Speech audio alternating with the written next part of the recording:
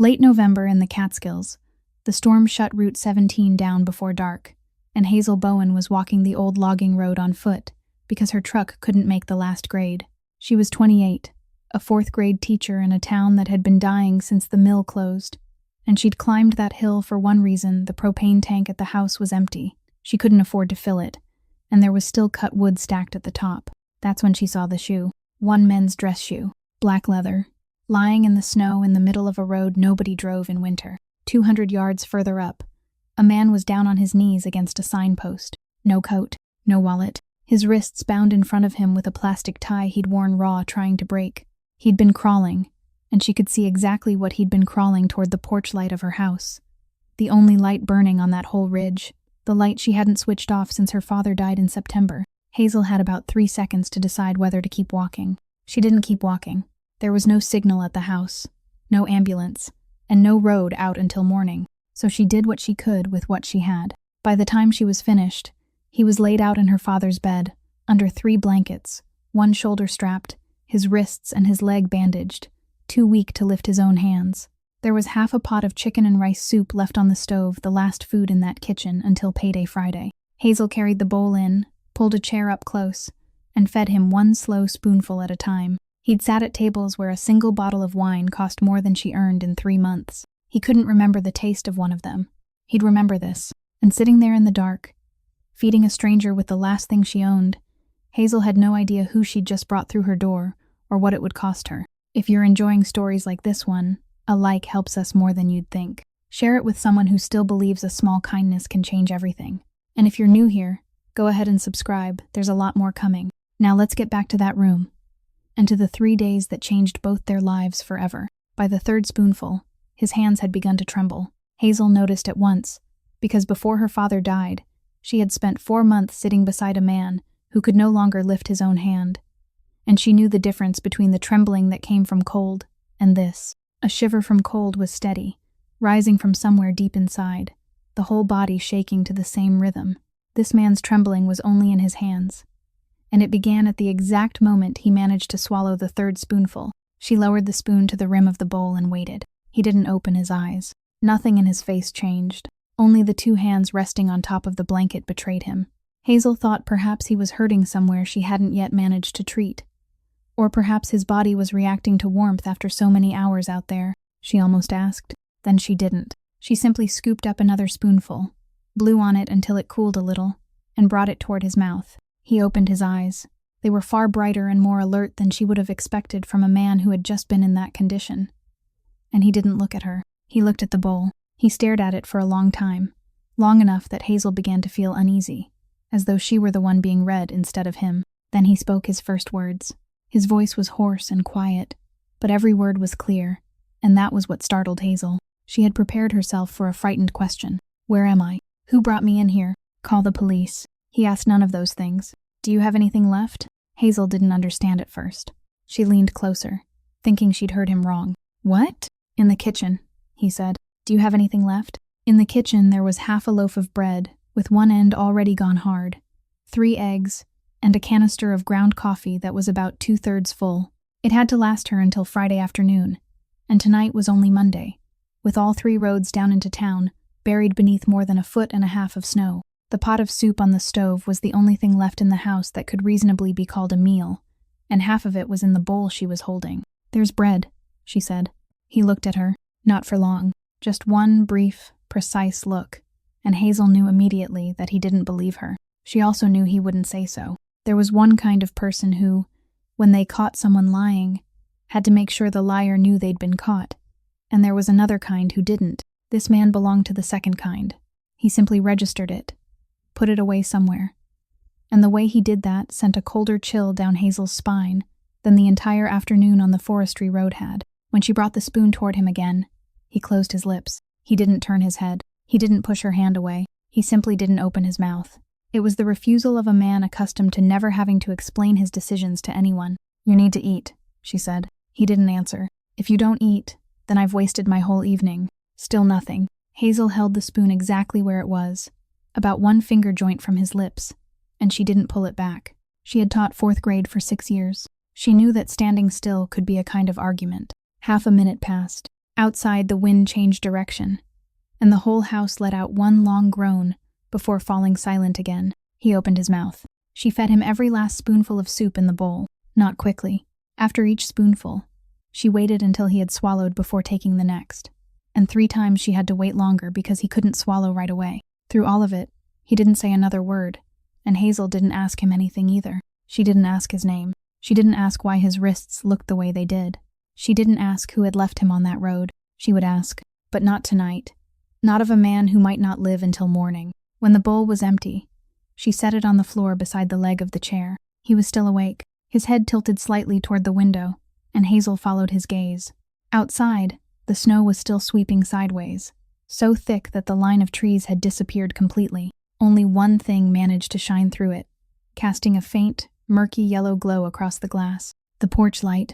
He watched it for quite a while. His face showed nothing at all, and that, more than anything, was what Hazel would remember later. Then his eyes closed. She sat still and counted his breaths, the way she had once counted her father's breathing on this very bed. She counted until the rhythm became even and deep, slowing gradually, and she knew he was truly asleep, rather than unconscious again. Only then did she lift her head and look around the room. It was the first time she had stepped inside since September. She had closed the door on the day they came to take away the hospital bed, and for more than 8 weeks she had walked past that door every morning and every evening, without opening it once. That afternoon, she had kicked it open with her knee because both her hands were occupied dragging a stranger inside, and only now did she truly see the room. Everything was still exactly where it had been. The alarm clock on the nightstand had been dead for a long time, its hands frozen at some hour that no longer meant anything. The sweater her father used to wear was still draped over the back of the chair. On the wall hung the photograph from the day he received his 30-year service badge at the factory. He stood beside 6 other men, and 4 of them had since left town. Hazel stood up. She picked up the empty bowl. At the doorway, she looked back at the shape beneath 3 layers of blankets, breathing steadily. A man whose name she didn't know, whose past she knew nothing about, and whom she had no idea someone had wanted dead. For the first time since September, a man was sleeping beneath this roof. The next morning, he woke before she did. Hazel knew because when she walked in, his head had already turned toward the door, and he was watching her come in from the hallway, measuring every step she took. She set a glass of water on the nightstand and waited for the questions. None came. He didn't ask where he was, didn't ask who she was, didn't ask how long he'd been lying there. He only said thank you, very quietly, and then fell silent. Hazel told him what he needed to know without making him ask. Cell phones didn't get a signal on this mountainside even in clear weather. The house had only one landline, and the telephone line had gone down the previous afternoon at the same time as the power line above the pass. Highway 17 was closed. Nobody plowed the forestry road, and the town's snowplow wouldn't make it up here for at least 2 days. That meant no ambulance, no police, no one at all. When she finished, she stood there and waited to see how he would react to being trapped in a strange house with a stranger. He gave one nod. That was all. And Hazel realized he didn't consider it bad news at all. She went back to the kitchen. He remained where he was and began doing what he had done for 20 years, the thing he did better than almost anything else. He read the room. The east-facing window had a sheet of plastic taped inside the frame, and the plastic had yellowed, which meant it had been there for at least 3 winters, and no one had replaced it. The outlet near the bed bore a small burn mark, black and old. The factory photograph on the wall hung slightly crooked, but the dust on the frame was thin, which meant someone still wiped it clean. By noon, he could sit upright with his back against the headboard, and from there his line of sight reached through the open doorway into the kitchen. He saw 3 things. The first was a ceramic mug on the shelf printed with the logo of a lumber mill, one small piece chipped from the handle, standing apart from the other 4 mugs. The second was a pair of men's boots, about a US size 10.5, placed neatly beside the back door, dried dirt still clinging to the soles, arranged the way people arranged boots they expected to put on again tomorrow. The woman's feet couldn't have been larger than about a US women's size 6.5. The third was a prescription blister pack resting on top of the refrigerator, 4 pills still untouched, the pharmacy label dated September. He put those 3 things together and didn't need to ask another question. Then his eyes moved to the dining table. A stack of opened mail lay there, and the letter on top carried the name of a debt purchasing company. He couldn't read the smaller print from where he was, but he could read the number, because numbers were always printed more boldly than everything around them. $61,400. Beneath it lay another document on bank letterhead, and the number on that one was 38,000. He knew that kind of paper. It was a balloon payment notice on a home equity loan, the kind of loan people signed when they had no other way left to pay medical bills. He added the figures in his head. 99,400. In this area, a house like this might sell for 140,000 at the very most, and only if someone actually wanted to buy it, which no one did on this mountainside. The woman who had fed him the last real food in her kitchen was standing much closer to losing everything than she realized. Hazel came back through the kitchen to get her gloves. He looked up. "Philip?" he said. She stopped. "What?" "My name." She waited for the rest. There was no rest. He didn't give a last name, didn't say where he came from, didn't say what he did for a living, and he spoke the name in exactly the tone someone used to answer a question, not to begin a conversation. Hazel nodded, told him her own name, and went outside. He lay back in the silent room. There was a very simple reason he stopped at the first name. If he told her who he was, then from that moment forward, she would no longer be the woman who had saved him. She would become a witness, and everyone knew what happened to witnesses. From the yard came the sound of metal striking wood, then the crack of a split, then another. He tilted his head toward the window. The propane tank outside had run dry the previous week. She'd told him that morning, saying it in the calm voice of someone describing a problem already dealt with, rather than one still happening, which meant the whole house was now being heated by the wood stove, and a wood stove consumed wood. He listened to the axe. Not fast, not hard, just steady. One strike every 3 or 4 seconds, occasionally 2 in succession when a log refused to split. He lay there and counted, not because he wanted to count, because there was nothing else he could do. 20 minutes passed, and the axe kept the same rhythm it had at the beginning. 30 minutes. 40. For 20 years. Philip Marchetti had sat in rooms where people held their breath while they waited for him to nod or shake his head. Rooms where one sentence from him could change the figures on contracts worth more than the woman outside would earn in her entire lifetime. He had learned very early that everyone had a price, and his only job was to discover what that price was. He lay there listening to the axe, and for the first time in many years, he couldn't find it. The sound of the axe outside remained steady, and in the silence between one strike and the next, Philip went back to Saturday night. The meeting had taken place at a hunting lodge in the mountains, a place his father had once used for conversations that weren't allowed to happen in the city. And Philip had chosen that exact location for a reason. 7 men sat around the table. He spoke for 18 minutes without raising his voice once. Over the previous 4 years, the Marchetti family had acquired 4 construction companies, 2 municipal waste collection contracts, and a real estate portfolio spread across 3 northern counties. He gave them the number for the legitimate cash flow from the previous year, then gave them the number from everything else. Everything else had shrunk to less than 1/3 of the business, while carrying 90% of the risk. He told them he was going to shut it down, not reduce it, not hand it off. Shut it down. Within 18 months, some people would be transferred into the new companies at considerably lower salaries, and some wouldn't be transferred anywhere at all. He said that part plainly, without trying to soften it, because he knew softening the truth only made people hate you longer. Then he asked each man for his opinion in order of seniority, the way his father always had. 6 agreed. Dominic Serra was last. Dominic had been part of the organization before Philip even knew the organization existed. He didn't pound the table. He didn't raise his voice. He simply said that the men Philip was about to leave behind were the same men who had built the chair Philip was sitting in, and he voted no. Philip thanked him for speaking plainly. Then he said the decision stood. That was the entire meeting. No one shouted.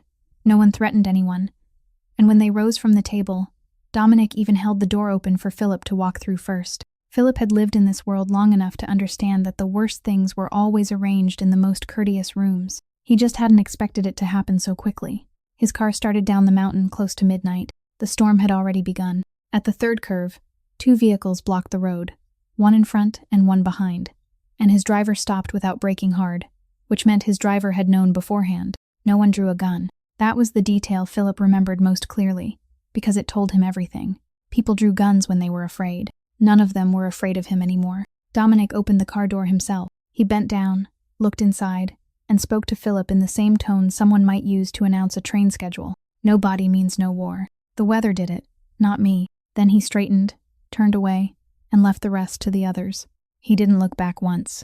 They took Philip's coat. They took his wallet, his phone, his watch. Then one of them bent down, removed one of his shoes, and threw it away. Just one. Philip understood immediately what it meant. No one did that because they wanted the shoe. They did it to tell him he was no longer someone they had to fear. In 20 years, no one had ever touched him without permission. No one had ever stood closer than arm's length without first asking permission with their eyes. Now 4 men were dragging him out of the car the way they might drag out an old, rolled carpet, and not one of them felt any need to say a word to him. They drove him up the forestry road. They cinched his wrists together with a plastic zip tie and left him there in the middle of the storm, roughly 3 miles from the main road, then turned the vehicle around and drove away. The entire process took less than 4 minutes.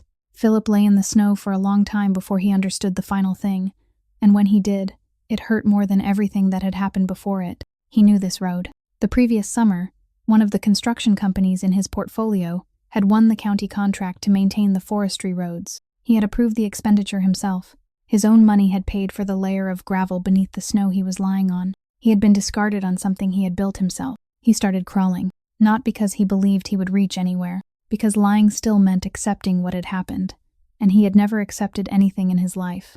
He crawled for a while, stopped, then crawled again. At some point, he no longer knew which direction he was moving. Then he saw it, a small point of yellow, hazy light somewhere far above him on the slope, the only thing in that entire black sea of snow that wasn't moving. He didn't know what it was. He only knew it stayed still, and he crawled toward it. 40 minutes later, he couldn't crawl anymore. Lying now in this warm room, listening to the axe outside, Philip went over the whole thing again and realized something strange. He hadn't thought about Dominic Sarah at all. He hadn't thought about who would have to pay, who was still loyal, who had sold him out. His mind was empty in the place where anger should have been. The only thing he was thinking about was how to get through the next 3 days. That was how a man knew he had already died once. He didn't calculate revenge. He calculated survival. By the second day, he could stand. His left shoulder was still immobilized in the sling, which left him only one usable hand, and he used it. That morning, Hazel was heating water when she heard the back door close with a clean, precise click, instead of the familiar bang and bounce she had been putting up with for the past 2 years. She turned around. Philip was standing there with the old latch still in his right hand, already removed from the door, turning it once in his palm, as though deciding whether it was worth throwing away. She asked him what he was doing. He said the screw hole had been stripped. It only needed to be packed, and the screw would hold again. He said it in the voice of a man reporting that a job was finished, not asking permission to do it. That afternoon, he looked up at the flue collar on the wood stove and said it was leaking, that some of the smoke was being drawn back into the house, and that was why the room smelled scorched at night, even though there was no visible smoke. To fix it, he would need pliers and heat-resistant tape. Hazel told him there was a toolbox in the shed. She brought it inside, set it on the floor, and he bent down to open the lid. Then he stopped. It wasn't the kind of box bought at a hardware store. It was an old metal toolbox with peeling paint, and inside, every tool had its own place. Some were wrapped in rags. Some had handles worn smooth in the shape of a hand that wasn't his. Philip looked at it for several seconds, then lifted his eyes. "Can I use these?" Hazel stood in the doorway. 3 people had reached into that box since September. 2 repairmen who had come to look at the pipes, and 1 neighbor who had borrowed the saw. And not one of the 3 had asked her that question. She nodded. That evening, she ladled soup for both of them, and she filled his bowl more generously than she had the night before, noticeably more. He looked down at the bowl, then up at her, and said nothing. But Hazel knew he had noticed, because this man noticed everything. That night, the wind eased. He sat in the chair near the wood stove, and through the window, the yellow glow from the porch light stretched in a long band across the snow. He asked why she left the porch light on all night. No one ever came by out here. Hazel was quiet for a moment. Then she told him her father had worked the night shift at the lumber mill for 31 years, and her mother had always left the porch light on for him. When her mother died, Hazel kept doing it. He came home at 4:30 in the morning, and in 31 years there hadn't been a single night when he came home and found that light off. Then the mill closed. Then September came. She shrugged. "I know it's stupid." Philip looked out the window at that yellow glow for a long time. "It isn't stupid," he said, and left it at that. He didn't explain, and she didn't ask. On Wednesday morning, the sound of a heavy engine came from the bottom of the slope. Wade Fenner's snowplow crawled upward section by section, taking nearly an hour and a half to clear a path as far as the end of the driveway, and at the same time the telephone line was restored. Philip asked if he could make one call, just one. Hazel pointed to the landline mounted on the kitchen wall and went outside. She couldn't hear any of it, but she noticed the call was very short, so short that by the time she came back in, he had already put the receiver down and was standing there looking toward the door. 40 minutes later, a dark-colored car made its way all the way up to the end of the driveway. The man who stepped out looked to be in his 50s, with salt and pepper hair, and he stopped at the chain across the entrance without stepping into the yard. He looked at the house, at the roof, at Hazel, then at Philip, and through all of it, he didn't say a single word. Philip was wearing Ray Bowen's old coat, the one Hazel had given him, along with the men's US-size 10.5 boots from beside the back door, and he paused for a moment before leaving. The stack of letters was still sitting in the same place on the dining table. He tapped the top one twice with his finger, the one showing the figure of $61,400. This isn't a hole you can dig your way out of with a shovel. Hazel looked at him. I'll manage. He said nothing more. He didn't thank her again, didn't ask for her phone number, didn't say anything that contained the word will. He walked out to the chain. The salt and pepper-haired man opened the car door for him, and the car turned around and headed back down the slope. Hazel stood on the porch until it disappeared behind the pine trees. He didn't look back once. She went inside, washed the 2 bowls, and that afternoon she returned to teaching as though the previous 3 days had happened to someone else. That evening, sometime after 7, she stepped onto the porch to close the shutters. She stopped. The porch light was on, and it was burning steadily. In the past 2 years, that bulb had never burned steadily. It always flickered once before catching, and on nights when the wind was strong, it trembled constantly, as though it were about to go out. She reached up and touched the shade. The bulb had been replaced. The socket had been tightened, and the section of wire near the junction box where the insulation had peeled away had been wrapped in electrical tape, layered over itself, neat and careful, all done with one hand. Hazel stood on the porch for a long time in the cold, her hand still resting against the light shade. Then she went inside, and in the shed, she opened her father's toolbox to check. Everything was exactly where it belonged. The letter from Sutter Valley Bank arrived in the 2nd week of December. Hazel read it 3 times standing beside the mailbox before she went inside, not because she didn't understand it, but because she understood it the first time and needed 2 more readings to believe it. She called the bank, and the next day she drove down into town and sat across from Gordon Reese in a room with a glass door overlooking the parking lot. Reese looked about 55, spoke politely, and kept the file face down on the desk throughout the meeting as though opening it would have been discourteous. He confirmed what the letter had said.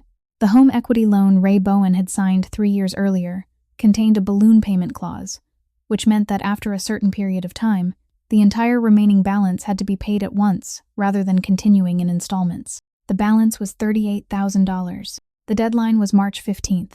Hazel said she understood the clause, she'd read it, and she also knew the bank had the authority to extend or refinance the loan, something that happened regularly with accounts that had never missed a single payment.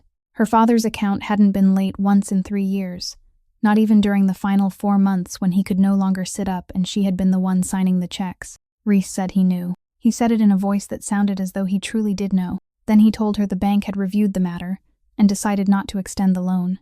Hazel asked why. Reese was silent for about 2 seconds, and in those 2 seconds, Hazel saw something move quickly across his face and disappear. He said it was a decision made by the underwriting department, that he didn't have the authority to intervene, and that he was very sorry. She asked again, plainly this time, whether there was something wrong with her file. Reese said no. The file was completely clean. Then he said nothing else. Hazel sat there a little longer, waiting for an explanation that never came, and finally she thanked him and stood up. As she reached the door, she heard him call after her that if anything changed, he would call. He never did. 10 days later, a man parked his car at the end of her driveway. He looked to be around 50, and got out with the unhurried manner of someone who had stood in a great many other people's yards. He introduced himself as Curtis Vaughn from Ridgeline Property Group. He said he bought houses in this area. Hazel told him her house wasn't for sale. Vaughn smiled and said of course, he was only stopping by, and then he named a number. $71,000, cash, closing within 3 weeks, no appraisal, no repairs required, purchased exactly as it stood. Hazel remained on the porch step and did the arithmetic in her head, and she did it quickly because she had gone through the same calculation so many times over the previous 3 weeks that it now ran by itself. $38,000 for the bank, $61,400 for the judgment the debt purchasing company had obtained, $99,400 altogether. If she accepted $71,000, she would lose the house, lose the land, lose the place where she slept, and after paying what she could, She would still owe $28,400. She would have nothing and still be in debt. She said no. Vaughn didn't appear offended. He nodded thoughtfully, looked around the yard, looked at the roof, and said he understood. It was her father's house. Sentiment was sentiment. Then he said $78,000. Just like that, without making her bargain for it. Hazel understood immediately what that meant. Someone making a genuine offer moved upward a little at a time, and made the other person drag every dollar out of him. A man who jumped $7,000 in 30 seconds was in a hurry, and someone in a hurry always had a reason he wasn't saying aloud. She said no again. Vaughn stood still for a moment. Then he told her she ought to understand that no one came up onto this mountainside looking to buy houses. Banks wouldn't finance purchases up here. The young people had all left, and this house lost a little more value with every winter. That was simply the market up here, Miss Bowen, he said. Then he left his business card on the porch railing, turned his car around, and drove away. Hazel didn't pick up the card. Snow buried it that night. 3 days before Christmas, the school board issued an announcement. They weren't cutting anyone. They were only announcing that a feasibility study would be conducted on merging Hollowbrook Elementary with the school in the neighboring town, with the results expected to be released in the spring. In the teacher's lounge, no one said much. People simply read the notice posted on the board and then went to make coffee. Everyone knew what a feasibility study meant. This town had seen one before, 11 years earlier, when the corporation that owned the lumber mill hired a consulting firm to conduct an operational efficiency review. 9 months later, the mill closed. Winter break began on December 23rd. Hazel didn't go anywhere. She picked up 3 extra shifts at the diner out by the highway, working late afternoons, and every night she didn't get home until nearly 10. On the night of December 28th, she came home earlier than usual because the diner had been quiet. The house was cold. She got the wood stove going again, waited until the fire caught, then set a pot of chicken and rice soup on the stove to warm. She had made it on Sunday using a chicken carcass she bought at the end of the day on markdown, and it had to last her through the rest of the week. She stood there stirring, listening to the wood crack inside the stove, while her mind was somewhere very far away. On March 15th, on the number 38,000, on what she would say if the debt purchasing company called again. When the soup began to simmer, she turned off the heat. She reached up to the shelf and took down a bowl, filled it, set it on the table. Then she reached up to the shelf again. She took down a second bowl, picked up the ladle and filled it, exactly the amount she had served for 3 nights in a row at the end of November, more than she had given herself. She set it on the table beside the first bowl. Then her hand stopped. She stood motionless in the kitchen. The ladle was still in her hand. 2 bowls steamed on the table, 2 thin trails of vapor rising and disappearing into the cold air of the room. Outside, there was no sound at all. No car coming up the slope, no one in the room beside her, no one anywhere within 2 miles. Hazel stared at the 2 bowls for a very long time. Then she set the ladle down. She picked up the second bowl. She tilted it and poured all the soup back into the pot, slowly and carefully, without letting a single grain of rice spill. She carried the bowl to the sink. She turned on the faucet and washed it in cold water because the water heater was acting up again, dried it with a towel, and put it back on the shelf. She didn't stack it with the other 4. She set it apart by itself. Then she sat down at the table and ate her portion. She finished every bit of it. She always finished everything. After washing the bowl, she didn't go to bed right away. She stood in the hallway facing the door to her father's room. Since the dark car had turned around and gone back down the slope, she had kept that door closed, and for 3 weeks she hadn't opened it once, just as she hadn't for the 8 weeks before that. She stood there for a while. Then she opened the door. The room was cold and smelled of fabric that had been shut away too long. The bed was exactly as it had been that day. 3 layers of blankets pushed toward one side, the pillow still hollowed where someone's head had rested. Hazel turned on the light. She pulled all the blankets off, folded them, and placed them on the chair. She stripped the sheet from the bed and the pillowcase from the pillow. There was a clean set of sheets in the hallway closet. She took them out and made the bed the way her mother had taught her, folding the corners square, pulling everything tight and smooth, leaving not a single wrinkle. She worked slowly. She did it with great care. When she was finished, she put the pillow back in its place, fluffed it until it was full again, then spread the blankets over the bed.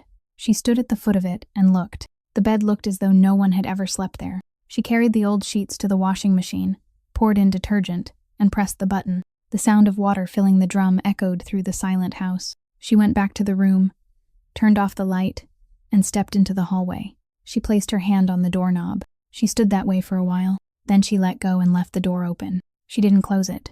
That night, Hazel lay in her own room, and through the open doorway of the room across the hall, the pale yellow light from the porch lamp shone through the window and drew a long strip across the wooden floor, reaching all the way to the threshold of her bedroom. She lay there looking at that strip of light. Outside, the wind changed direction, and the house let out one long groan before falling silent. She heard the washing machine shift into its spin cycle, trembling for a while, then slowing, then going completely still. After that, there was no sound at all. From that day on, the door to that room was never closed again. She passed it in the morning, she passed it at night, and she didn't close it. The house had one more room that was breathing. On the morning of December 31st, she drove down into town to get gasoline. On the way home, she passed the propane station. She stopped in the parking lot for about half a minute, looking at the price board outside, calculating once again in her head how much it would cost to fill the tank. Then she drove on home, and that night she lit the wood stove again. January came, and the propane tank ran completely dry, not gradually lower anymore, completely empty. The gauge needle resting flat against the final mark, and the central heating system silent. Hazel called the propane company and asked how much it would cost to fill the tank. They gave her the number. She thanked them, hung up, and didn't call again. From that day on, the entire house had only the wood stove in the living room for heat. She learned again how to live around a single source of warmth. She closed off the 2 rooms she wasn't using, stuffed towels into the gaps beneath the doors, and hung old blankets across the doorway leading into the hall. She got up at 5 every morning to restart the fire before leaving for work, and every evening when she came home, the first thing she did was split wood for the next day. She noticed that calluses were beginning to form on parts of her hands that had never been calloused before. On the night of January 17th, the temperature fell to about 8 degrees below 0 Fahrenheit. The radio had warned about it that afternoon, so she had done everything that needed doing, leaving the faucet slightly open so water could trickle through all night, and opening the cabinet doors beneath the sink so warm air could reach the pipes. She did exactly what her father had always done. But the main water line running beneath the kitchen floor lay beyond the reach of the wood stove in the living room, and at around 1 in the morning, she woke to an unfamiliar sound. Not loud, something like someone dragging an object beneath the floorboards. She took a flashlight downstairs.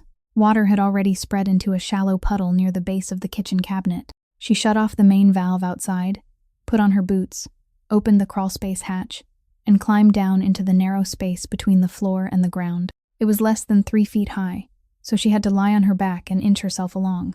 She shone the flashlight along the pipe and found the split, a crack about the length of a finger in a section of plastic pipe where the frozen water had expanded and torn it open. She had seen her father repair something like that before. She knew she had to cut away the damaged section and install a new coupling. She crawled back out, wiped her hands, and sat in the cold kitchen waiting until 6 in the morning. When the building supply store out by the highway opened, she drove down, stood in front of shelves filled with plumbing fittings, and chose the one that looked most like what she had seen beneath the house. The clerk asked what size she needed. She said she wasn't sure. He asked whether she had brought the old piece of pipe with her. She hadn't. She bought a coupling and a replacement length of pipe, paid for them, and drove home. It was nearly noon before she could crawl underneath the house again because she had to take half the day off and finish what needed to be done at school first. She cut out the damaged section, dried everything carefully, and when she tried to fit the coupling into place, it didn't fit. It was 1 size too large. She lay on her back beneath the floor, holding the wrong coupling in her hand, and for about half a minute she did nothing at all. Then she crawled out, drove down to the store a second time, this time carrying the piece of old pipe she had cut away in the pocket of her coat. The clerk looked at it, handed her the correct fitting, and by the time she got home it was nearly 6 in the evening and completely dark outside. There was no electricity in the crawlspace. She held the flashlight between her teeth and worked with both hands, lying on her back with her face about 2 handspans from the pipe. Water still trapped inside the line dripped onto her face. She wiped it away with the shoulder of her shirt and kept working. At that temperature, the pipe cement dried very slowly, far more slowly than the time printed on the container. So after finishing the connection, she had to lie there and wait. She stayed beneath the floor, the flashlight growing weaker, its beam turning yellow-orange, and silently counted through 15 minutes. Then she crawled out, went outside, opened the main valve, and crawled underneath again to check. Water was seeping from the joint. Not much, but it was there. She shut off the valve, climbed out, and sat on the kitchen step in the dark. She stayed there for about 10 minutes.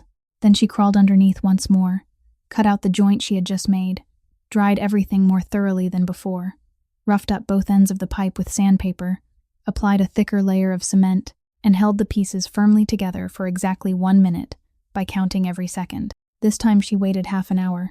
At 4 a.m, she opened the main valve for the second time. She stood in the kitchen and turned on the faucet, and for several seconds nothing happened. Then came a series of choking sounds inside the pipes, and then the water began to flow, clear and steady.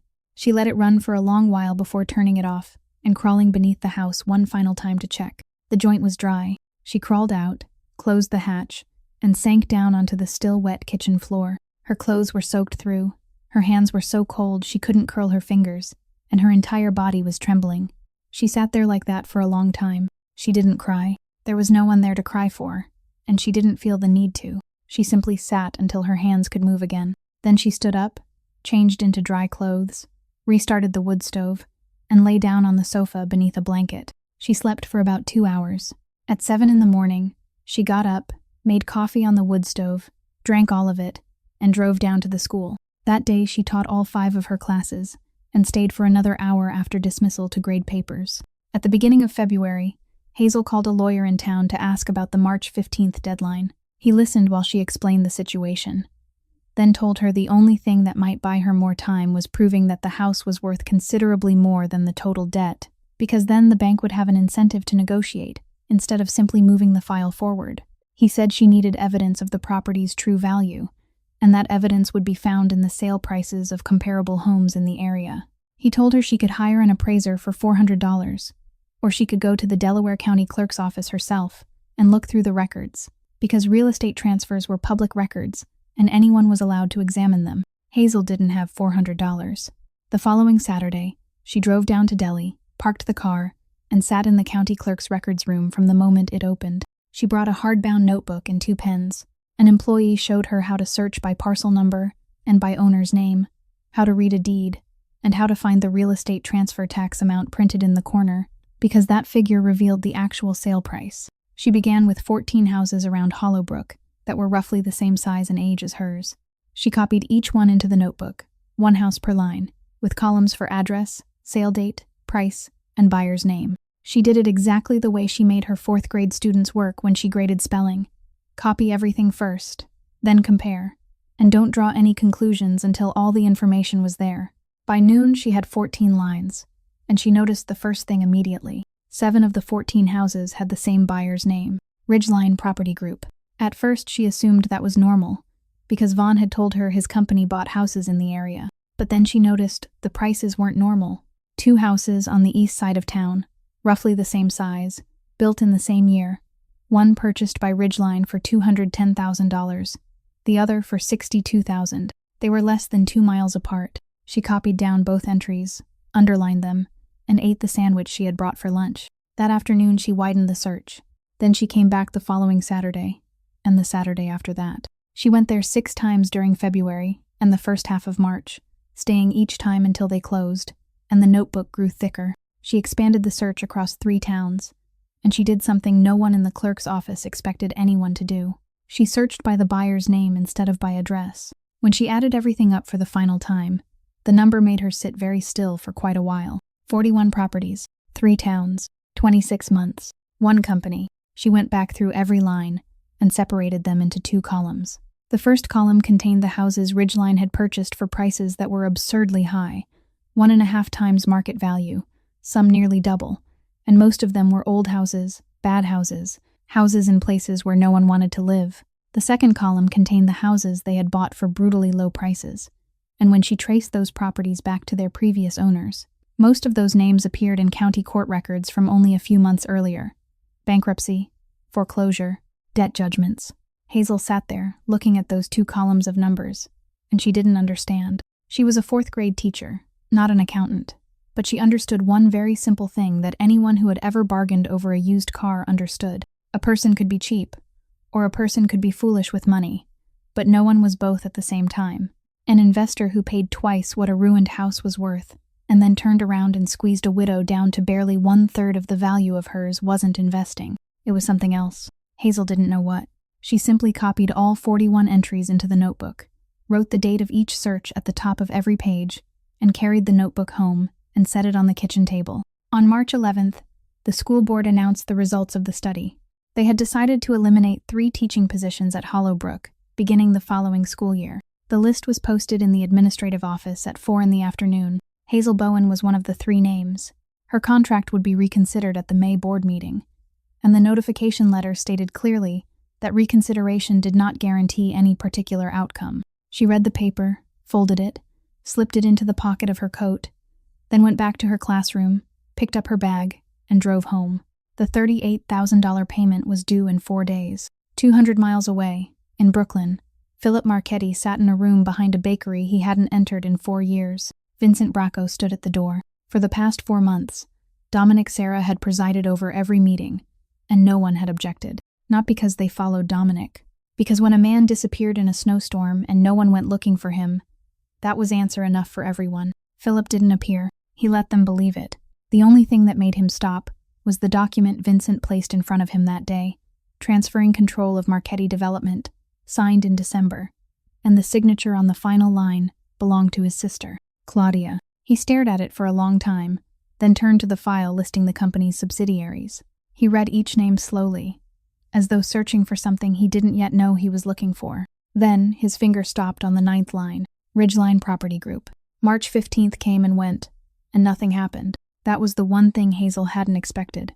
She had prepared herself for a letter, a phone call, something, but the bank remained silent. She called to ask, and they told her the file was being processed and they couldn't give her any further information. She hung up and realized that silence was another way of tightening the pressure, sometimes an even more effective one, because there was no way to respond to something that hadn't happened yet. She went back to dealing with what was directly in front of her. At the beginning of April, the snow pulled away from the southern slope first, exposing the damage winter had hidden for months. The porch steps were the worst of it. The second board had rotted from underneath, and one Saturday morning when she stepped on it, her foot sank straight through. She went to her father's toolbox for the small pry bar, pulled the damaged board loose, then measured the opening with a tape measure so she could cut a replacement from the leftover lumber in the shed. She was kneeling on the porch step with 2 nails held between her lips when she heard an engine at the bottom of the slope. She looked up. A vehicle was coming. She waited. Then she heard a second engine, a different sound, heavier. Then came a third, and this one was distinctly slower. A deep, laboring rumble, the sound of a truck climbing a hill with a fully loaded bed. Hazel took the nails from her mouth and stood. The first vehicle appeared around the curve, a dark pickup truck. It stopped outside the chain she had stretched across the entrance to the yard, the chain she had hooked between 2 wooden posts back in January, because unfamiliar cars had begun using her property to turn around. The door opened. Philip stepped out. He was considerably thinner than he had been in November, his skin darker, and his left shoulder was no longer held in a sling. He closed the door with that same arm. He stopped in front of the chain. He looked at her. He didn't step across it. The other 2 vehicles stopped behind him, and no one got out. Hazel walked from the porch to the end of the driveway, still holding the hammer, and stopped on the other side of the chain. For several seconds, neither of them said anything. She didn't ask where he had been for the past 4 months, didn't ask why he had come back, and she found herself surprised by the fact that she didn't want to ask. He spoke first. He said the road had been open since the previous week. She said yes, since Tuesday. Then he stepped aside so she could see what was behind him. The truck was loaded with split firewood, stacked neatly, properly seasoned hardwood. On top sat a new water heater, still strapped inside its shipping frame, along with 2 stacks of roofing shingles covered by a tarp. The third vehicle carried lumber, nails, and several rolls of roofing felt. Philip reached into the inside pocket of his coat, took out an envelope, and held it across the chain. Hazel didn't take it. She looked at the envelope, then at him. "What's that?" He said it was a check. Hazel didn't ask for the amount. In an ordinary voice, without raising it, she said she didn't accept charity. Philip looked at her for a moment. Then he folded the envelope in half and put it back into his pocket. He didn't argue even once. He didn't explain that he owed her, didn't tell her she needed it, didn't tell her she was foolish for refusing, and the fact that he didn't argue unsettled Hazel more than an argument would have. He stood there, looking past her toward the house, toward the roof. Then he spoke. He said he needed a place off the map for a few months. He said he would pay market rate for room and meals, monthly, in advance. He said that while he was staying there, he would work, and the materials on those 3 vehicles were there for him to use for that work, not as a gift to anyone. He said all of it in the tone of a man proposing a business arrangement to a stranger. Hazel stood still. She understood perfectly well that he was offering her a way out, that she could accept without having to lower her head. And she understood that he was doing it deliberately. She looked over his shoulder at the water heater. The one in her house had broken in February, and ever since then she had been heating bathwater in pots on the wood stove. She turned and looked back at the roof. She knew exactly where it leaked. She had set out buckets beneath those spots 3 times in March. She looked down at the porch step with the missing board. Then, she looked back at the man standing on the other side of the chain. A man with 3 vehicles loaded with materials behind him, still waiting for her. He hadn't reached for the chain hook even once. She asked how much per month. He named a figure. It was reasonable, a little higher than the actual going rate for a room in this area, but not so high that it would insult her. And Hazel understood that he had calculated that carefully too. She said food would be separate. He said all right. She said no smoking inside the house. He said he didn't smoke. She said there was one more thing, and she pointed behind her, toward the open door of the room at the end of the hallway. She told him he would sleep in the living room. Philip followed the direction of her hand. He said all right and didn't ask why. Hazel stepped to the wooden post, unhooked the chain, pulled it aside, and let it fall to the ground. Only then did the first vehicle roll into the yard. They found a working rhythm within a week. During the day, Hazel went to teach, and by the time she got home, close to 4 in the afternoon, part of the day's work was already finished. Not the easy part, but usually the heaviest part of all. In the evenings, the 2 of them worked together until it was completely dark. They re-roofed the northern half first because that was where the leaks were, stripping away the old shingles, replacing the torn roofing felt, then laying the new shingles from the bottom upward. They replaced the water heater, which took an entire Saturday evening because the old water lines didn't match the connections on the new tank. They reinforced the porch foundation with 3 new support posts and replaced all 4 rotten boards instead of just 1. Philip worked quietly and with extraordinary care, more carefully than was necessary. And once Hazel watched him take apart and redo a screwed joint simply because it was misaligned by about 1/4 of an inch.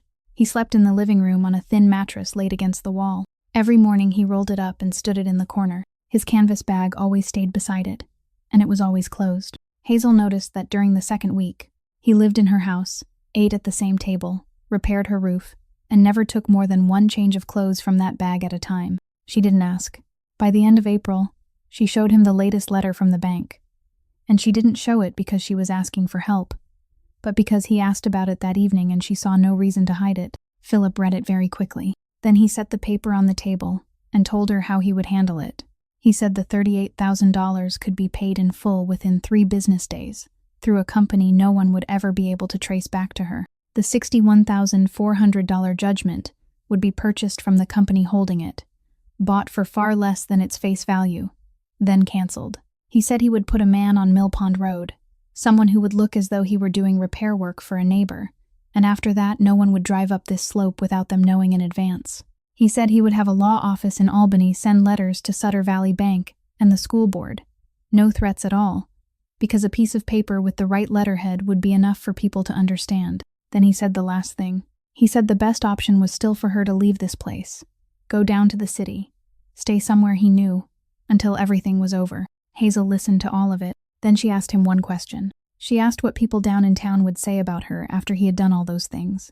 Philip said no one would say anything because no one would know anything. Hazel said exactly, and that was the problem. She said her father had worked at the lumber mill for 31 years. She said the day they shut it down, no one had given anyone a single word of warning.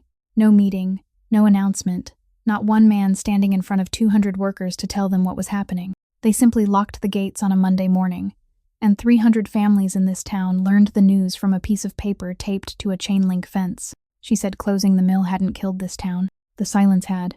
Then she told him what she had been thinking for weeks. She said when you seal off all 4 sides, everything eventually piles up right at your own front door. She said she knew he believed hiding meant safety. But when someone was hidden away, no one noticed if that person disappeared, while someone whose name was known by an entire town was much harder to make vanish. Philip didn't answer immediately. He looked at her, and Hazel could see clearly that he was genuinely considering what she had said, not merely pretending to consider it out of politeness. Then he told her she was wrong. He said being known in a town of 3,000 people didn't protect anyone. He said he had seen what happened to people who believed it did. Hazel said she wasn't arguing with him about what he had seen. She said she was only telling him what she was going to do. And she did it. During the first week of May, she filed a request under New York State's Freedom of Information law with the county tax assessor's office, asking for all records related to reassessments of the 41 properties she had listed in her notebook. She signed her real name and gave her real address. On May 12th, she registered to speak at the Hollowbrook Town Board meeting. She spoke for 4 minutes, reading from a sheet of paper, accusing no one, giving only the numbers. 41 houses, 3 towns, 26 months, 1 company. She said she wanted the board to ask the county to explain why some properties had been reassessed at twice their previous value, while others had not. There were about 30 people in the room. The meeting minutes were public record, and her name was in them. Philip sat in the back row and said nothing throughout the entire meeting. On the drive home, he asked only one question. He asked whether she knew how many people in that room would remember the 3 numbers she had just read aloud. Hazel said she didn't know. She said, "But now they're on paper." Philip said nothing more. That night, after she went to bed, he stepped out onto the porch, made 1 call, and by the following Monday, the $38,000 loan at Sutter Valley Bank had been paid in full. Hazel found out on Wednesday afternoon, when the bank called. They told her the loan had been paid in full and asked whether she wanted the lien release confirmation mailed to her or whether she preferred to pick it up in person. She stood in the school hallway with the phone in her hand and needed several seconds before she could speak. She asked who had paid it. They told her the payment had been transferred from the account of a limited liability company, and the company name was one she had never heard before. That evening, she asked Philip directly. He didn't deny it. He said he had done it, using the same tone he used when reporting that he had finished fastening the screws on the roof. Hazel told him she had asked him not to. He said he knew. Then he told her she didn't owe him anything, that the amount didn't count toward the rent, and that she could treat it as though it didn't exist. Hazel said life didn't work that way, but it was already done, and for the next 3 days, she let it go. Because the truth was, on the first night after learning that she no longer owed the bank $38,000, she slept longer than she had slept since September. The price of that sleep began to reveal itself the following week. Gordon Reese wasn't a curious man, but he worked at a bank branch with 4 employees in a county where an entire year might pass without 3 transactions larger than that amount. A single payoff funded by a limited liability company registered in Delaware, sent to satisfy the home equity loan of an elementary school teacher who still had a debt judgment hanging over her head, was something he was required to report under procedure. He filled out a suspicious activity report and submitted it. Then 3 days later, when Curtis Vaughn stopped by the branch as he did every month, the 2 men talked for 5 minutes beside the coffee machine, and Reese mentioned it. He didn't think he was doing anything wrong. He was only repeating something that had struck him as unusual. Vaughn nodded, smiled, changed the subject to the weather, and 30 minutes later, sitting in his car, he made a call to the city. He reported that someone with a great deal of money was protecting the Bowen house in Hollowbrook, that whoever it was didn't want their name exposed, and that the same woman had stood before the town board 2 weeks earlier and read out 41 numbers. 9 days, that was all it took. From the moment Reese pressed the button to submit the report to the moment Dominic Serra sat in a room in Brooklyn and learned 3 things he hadn't known before. Philip Marchetti was alive. He was in Delaware County, and he was protecting a woman who had begun digging through property records. Philip learned about it on Friday evening through a brief call from Vincent Bracco. He listened to everything, didn't ask a single question, then hung up. He stood on the porch for a long time. Inside, Hazel was grading papers at the kitchen table. The next morning, he made 3 calls. On the first, he ordered the man staying downstairs at Mr. Fenner's house under the pretense of doing repair work to leave. On the second, he canceled the arrangement with the Albany law office before any letters could be sent. The third call lasted longer, and after that there were no more expenditures, no more accounts opened, not another dollar flowing in the direction of Hollowbrook. He didn't explain to Hazel why he had done it. She didn't ask. But on Sunday night, after dinner, he didn't get up to clear the table the way he usually did. He took a phone from his coat pocket, one Hazel had never seen him use, unlocked it, worked on it for a moment, then turned the screen around and slid it across the table toward her. On the screen was a photograph of a page, then another page, then another. There were hundreds of them. Photographs of ledgers, tables, lists of company names, account numbers, dates, figures arranged in long columns, handwriting mixed with typed text. Some pages had been photographed in a hurry, tilted at odd angles, taken beneath yellow light. Hazel looked at the screen, then looked up at him. She didn't ask what any of it was. She asked what he wanted her to do with it. Philip sat upright with both hands resting on the table. He said he needed to know how many times the same name appeared and where it appeared. He said he needed to know which dates matched. He said he had been looking at these pages for almost 4 months and could see half of what was there, but couldn't see the other half. Then he said the last thing, and he said it without an apology, without any explanation for what had happened the previous week. You know how to read records. I don't. Hazel didn't answer immediately. She stood up, went to the top of the refrigerator, took down her hardbound notebook, and placed it on the table beside the phone. Then she brought over 2 pens, pulled her chair closer to the light, and opened the notebook to a blank page. They worked on it for 4 nights in a row. Hazel built a comparison table the same way she taught her students to work, when checking 2 copies against each other. The left column for company names, the middle for dates, the right for the number of times each name appeared, and she copied everything by hand because she didn't trust herself to simply skim across a screen. By the 4th night, she had 11 names that appeared often enough to matter. She tore out a fresh page, wrote those 11 names into a list, then sat looking at it. Then she stood up, took her hardbound notebook, opened it to the first page of the section from her searches at the county clerk's office, and placed the 2 notebooks side by side beneath the desk lamp. She didn't say anything. She simply pointed to one line on the list of 11 names, then pointed to the buyer column in her own notebook. Ridgeline Property Group. Philip was standing at the sink. He turned and looked. Then he walked to the table, leaned over, and read. He read for a very long time. Hazel turned the pages for him, one after another. All 41 entries, 3 towns, 26 months. The 2 columns of high prices and low prices she had separated back in March. Philip didn't say a single word through any of it. When she reached the final page, he straightened and stood completely still. Hazel saw something on his face she had never seen in the 2 months they had lived beneath the same roof. Not even on the night she dragged him in from the forestry road. He walked around the table and pulled out a chair, but he didn't sit. He placed both hands on the back of it and spoke. He said Ridgeline Property Group was one of those 11 companies. He said all 11 belonged to the Marchetti family, and for the past 4 years they had been under Dominic Serra's direct control. He explained how it worked, slowly and clearly, leaving nothing out. Dirty money needed somewhere to emerge into the light, and buying real estate for twice its value was a very clean way to move money out, because the price of a house was something no one could ever prove was wrong. That was the first column in her notebook. The second column was even simpler. They found families who were collapsing, bankruptcy, foreclosure, judgments hanging over them, and bought their homes for the lowest amount they could force them to accept in those circumstances, then sold the properties again at their true value a year or 2 later. The profit from that was clean profit, fully taxed, money that could be taken anywhere. He finished that part and stopped. Then he told her the last part. He said there was a debt purchasing company in the same portfolio, and he read its name aloud. Hazel knew that name. It had been printed in the upper left corner of every letter that had come to her house since September. It was the name listed as the plaintiff on the $61,400 default judgment hanging over this house. Philip said that company had bought her father's medical debt from the hospital for pennies on the dollar, and then obtained the judgment. Then he said the final sentence, looking directly at her, and he didn't lower his voice. The thing that has been choking you for the past 8 months. I'm the man at the head of it. Hazel sat very still. Then she stood, walked to the door, and stepped out onto the porch. She stayed outside for a long time. Inside, Philip didn't follow her. He didn't sit down either. He remained where he was, both hands still resting on the back of the chair, and he didn't arrange any further words in his mind, because there were no further words to arrange.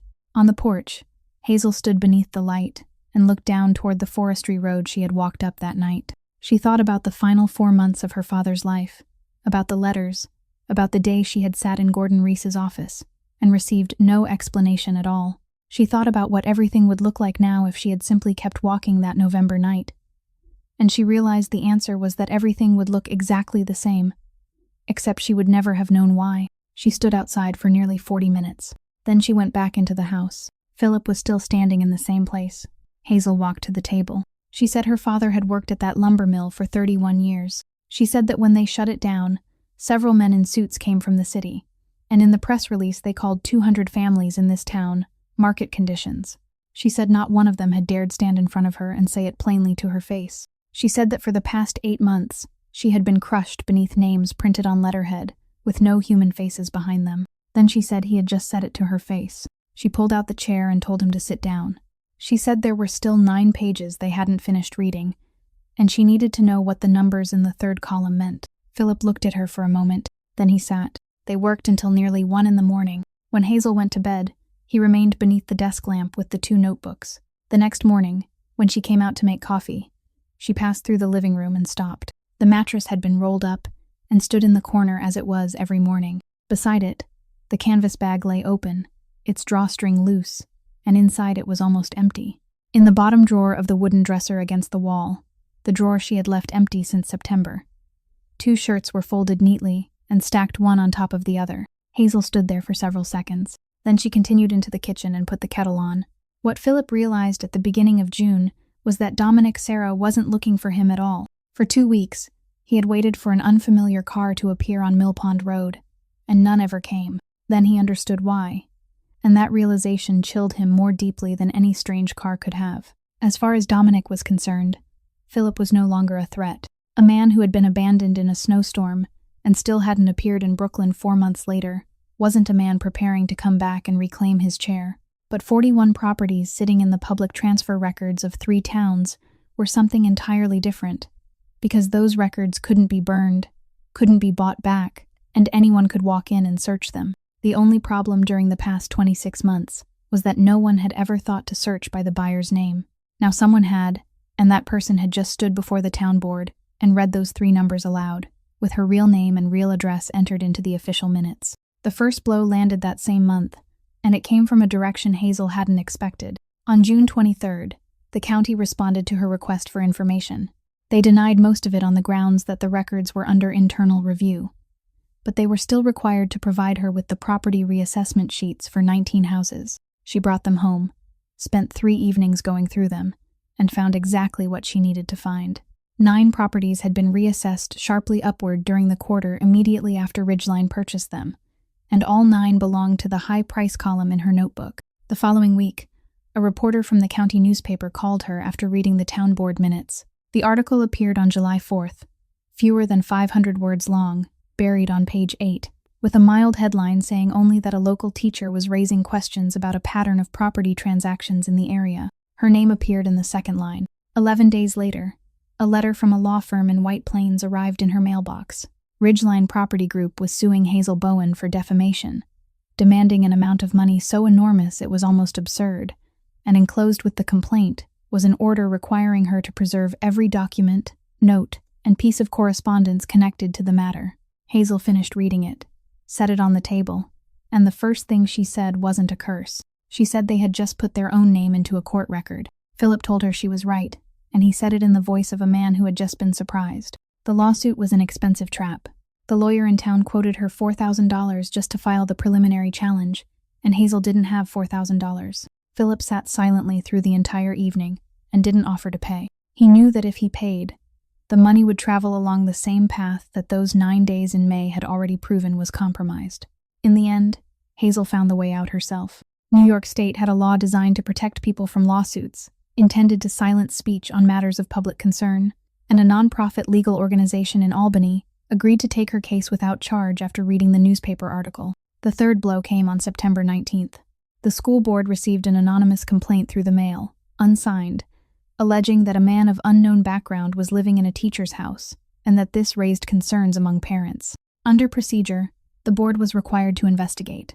Hazel was placed on paid administrative suspension while the matter was reviewed, effective immediately, with no stated end date. She signed the paperwork, cleared out her desk drawer, and drove home. She didn't say anything on the way.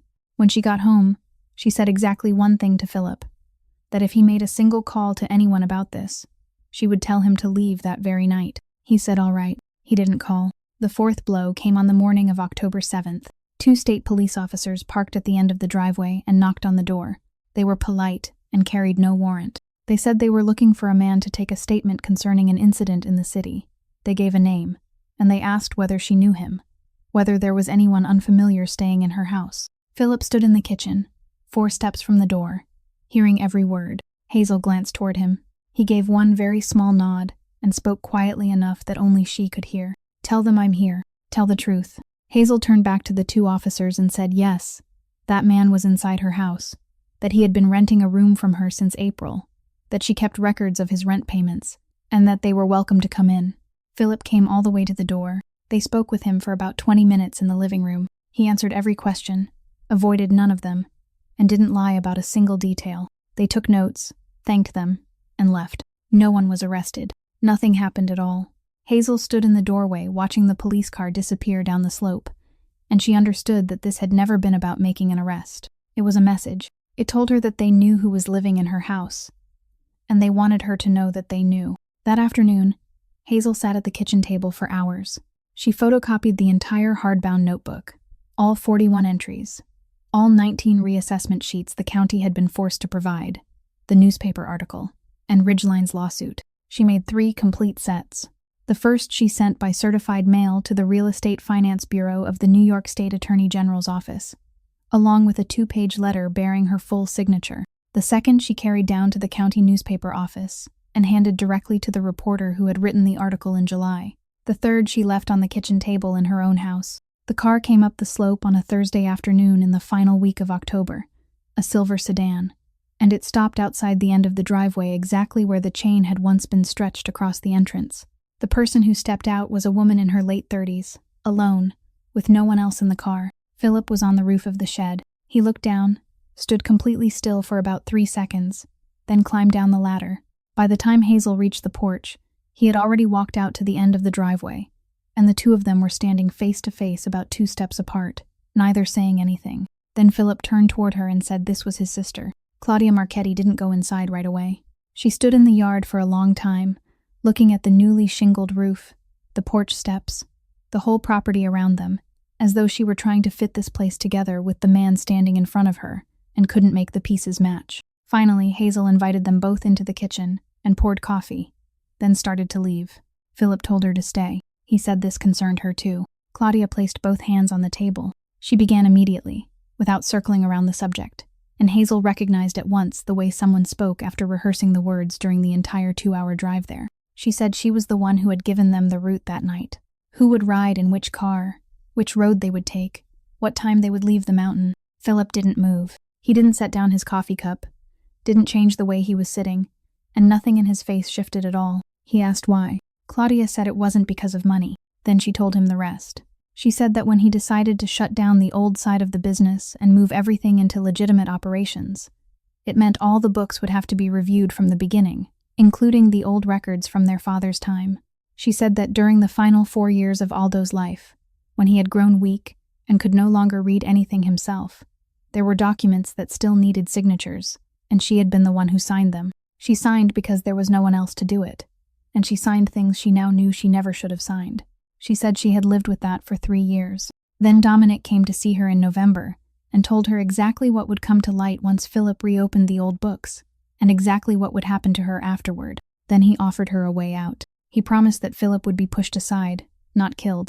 Exile, not death. She said she had believed him. She said she believed it for exactly 48 hours, until she learned what had happened on the forestry road. And since then, she hadn't slept through a single night. Philip listened to all of it. He didn't interrupt once. When she finished, the kitchen remained silent for a very long time, so silent that Hazel could hear the wood stove cracking in the next room. Then Philip set down his cup. He didn't raise his voice. His tone remained the same one he used when talking about a screw joint on the roof that was off by 1/4 of an inch. He said he had sat in that chair for 4 years. And in all 4 of those years, there had never been a decision made without her being told first. He said even when she disagreed with the decision, he always listened to everything she had to say before making it. He said if she had told him about those signatures, whether it had been the year before or the day before the meeting, he would have found a way. He said, "You didn't need to sell me out. You only needed to tell me." Then he fell silent. He didn't ask anything else, didn't demand anything, didn't say a single word about what he intended to do with her. Hazel sat there looking at the brother and sister, and she understood that this silence was the heaviest thing Philip could have placed on that woman's shoulders. Claudia didn't cry. She sat very straight, her eyes red but dry, and she didn't apologize once, perhaps because she knew an apology now would only be one more dirty thing laid on the table. She bent down, opened the leather bag at her feet, and took out a thick bundle of documents with stiff covers, tied with string. She placed it on the table and pushed it toward him. She said the ledger he had photographed in February was the ledger meant for outsiders to see. She said this was the real one. She said Dominic kept it in the safe at the Marchetti Development Office, and she still had operating authority on paper, which meant she still had the safe code. She said she had taken it out on Tuesday. Philip didn't open the bundle. He placed one hand on it and left it there. He asked whether anyone knew she had driven up here. She said no. He asked whether she intended to go back to Brooklyn that night. She said she didn't know. Philip told her she should go back, and she should leave now, before it became completely dark. He said if she stayed here too long, people would know where she had been. Claudia stood. At the door she stopped, turned back to look at him, and seemed as though she was about to say something. Then she didn't. She went to her car and drove down the slope. Hazel stood in the doorway watching the taillights until they disappeared.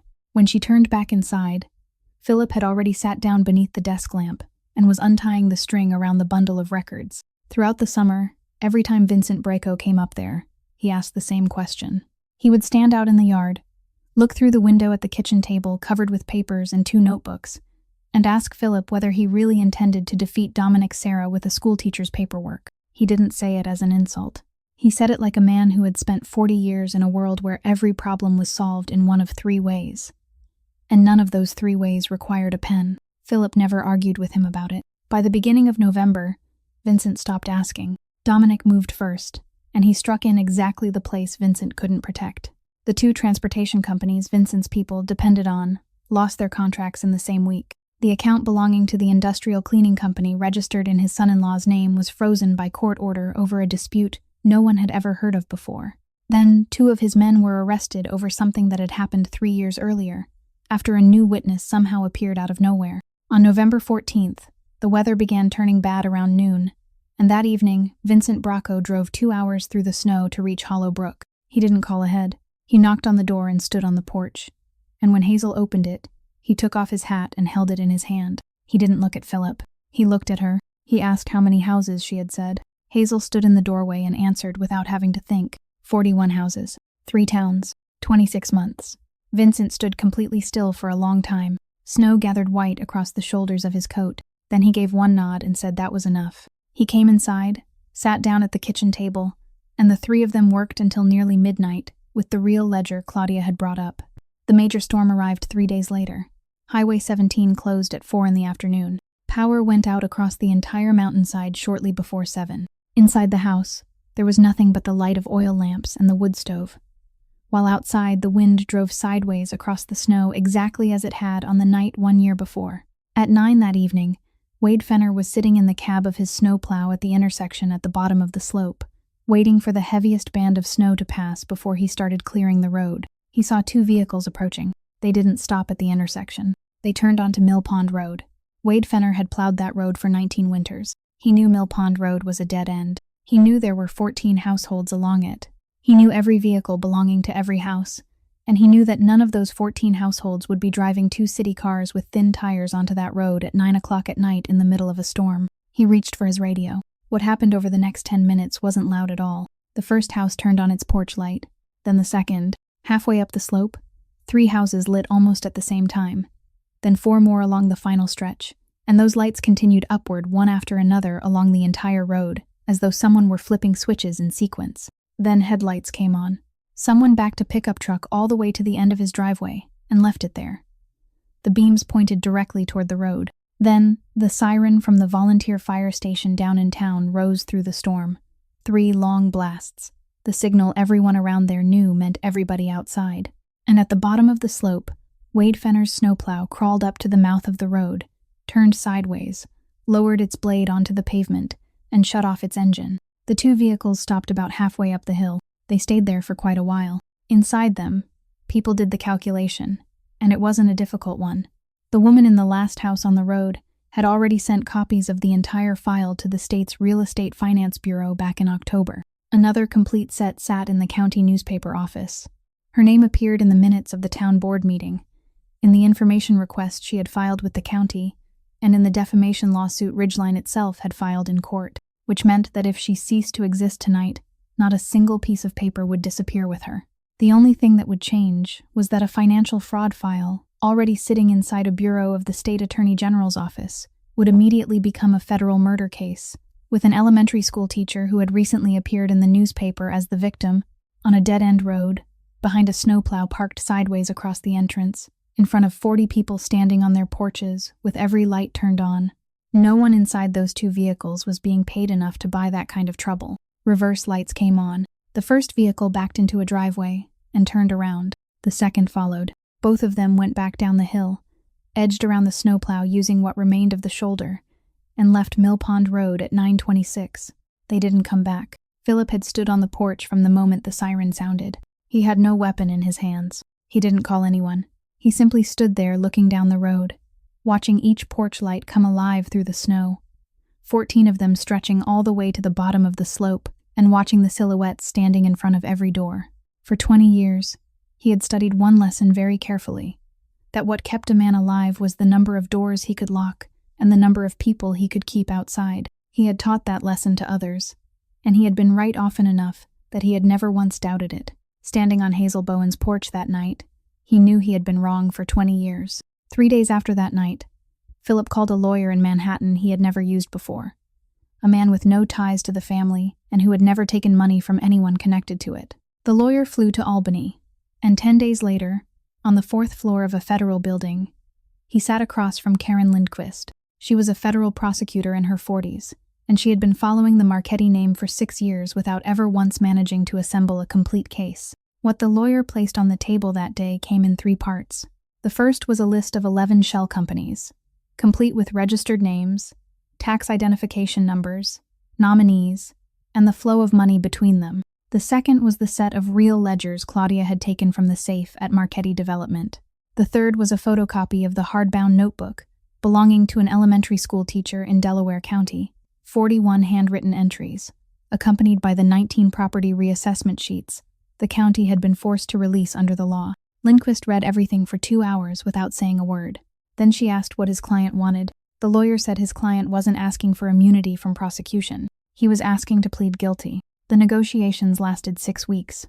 Philip agreed to cooperate fully, surrender all assets belonging to the 11 companies for forfeiture, and testify publicly at trial, rather than from behind a screen or through sealed testimony. He pleaded guilty to conspiracy to commit wire fraud and money laundering. The prosecution recommended a sentence of 30 months, and the judge approved it.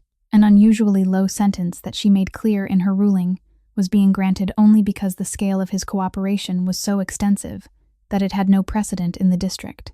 Dominic Serra was indicted under the Racketeer Influenced and Corrupt Organizations Act, along with 14 counts of wire fraud. Curtis Vaughn was indicted in the same case. Gordon Reese wasn't prosecuted, but he lost his professional license. Claudia Marchetti gave a full statement and received a suspended sentence, along with 3 years of probation. On the morning the indictments were announced, the regional radio news read exactly 1 line about the case, tucked between the weather report and a story about a collision on the highway. In Hollowbrook, most people barely noticed. Philip surrendered himself on a February morning. The night before, he didn't say much. In the morning, when his lawyer's car was already parked at the end of the driveway, he stopped at the kitchen door and told Hazel the only thing he wanted her to understand. He said he wasn't doing this to repay her. He said that debt had been settled the night he walked out of her house alive. He said he was doing it because he didn't want to keep being the man who owned the machine that had crushed her father. Then he left. Hazel didn't walk him all the way to the car. She stood in the doorway, and when the car disappeared behind the pine trees, she went inside and washed 2 cups. The rest of the spring was the part Hazel did for herself. The state's Real Estate Finance Bureau issued its findings in April after 7 months of investigation, and those findings relied heavily on the file she had sent in October. The state attorney general filed a civil action, and the court declared all the debt purchase agreements made by that company void because they had been transferred as part of a chain of transactions designed to conceal the source of funds, which meant they had been unlawful from the moment of transfer. 41 households across 3 towns received letters notifying them of their right to seek restitution. 17 of those families had moved away long before, and the letters went to their old addresses. The rest received theirs.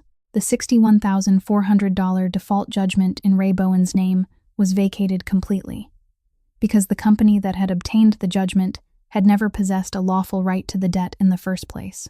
Hazel received a copy of the court order on a Tuesday afternoon, read it beside the mailbox, then carried it into the house and placed it in the drawer with all the letters that had come before it. She didn't owe anyone a single dollar anymore, not because someone had paid the debt for her, because that debt had never deserved to exist, and she was the one who had proved it with a hardbound notebook and 6 Saturdays spent sitting in the county clerk's records room.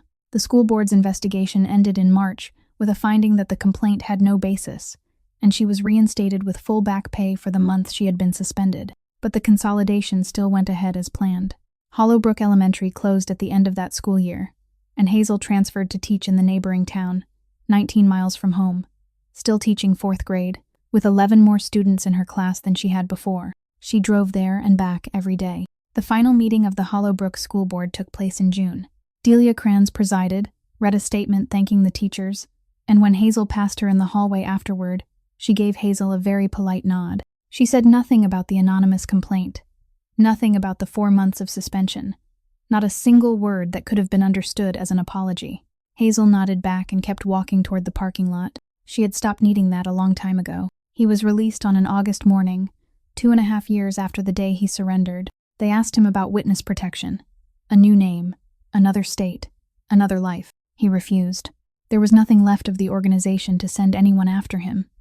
All of its assets had been seized, and he had already sat in the witness chair and spoken his own name aloud before a courtroom full of people. You couldn't erase a man whose face an entire state had already seen. He returned to Hollowbrook in November, driving an old pickup truck he had bought from a man in Kingston, with no driver, no vehicle in front of him, and none following behind. He parked at the end of the driveway, and when Hazel came out onto the porch, she found him unloading a truck bed full of lumber, stacking it into 2 neat piles beside the shed. He covered the stacks with a tarp and tied down all 4 corners so the wind couldn't lift it. That evening, the 2 of them ate dinner and talked about the shed roof, the well pump, and how difficult her 19-mile drive to work would become once winter settled in. The next morning, he stood beside the eastern wall of the house, where the sunlight touched first every day, holding a tape measure. He measured the length of the foundation, then measured outward across the yard, then drove a small wooden stake into the ground. Hazel stood on the porch step watching him. He said that when the ground thawed, he could build another room there. She said, "A room." He said yes, a room.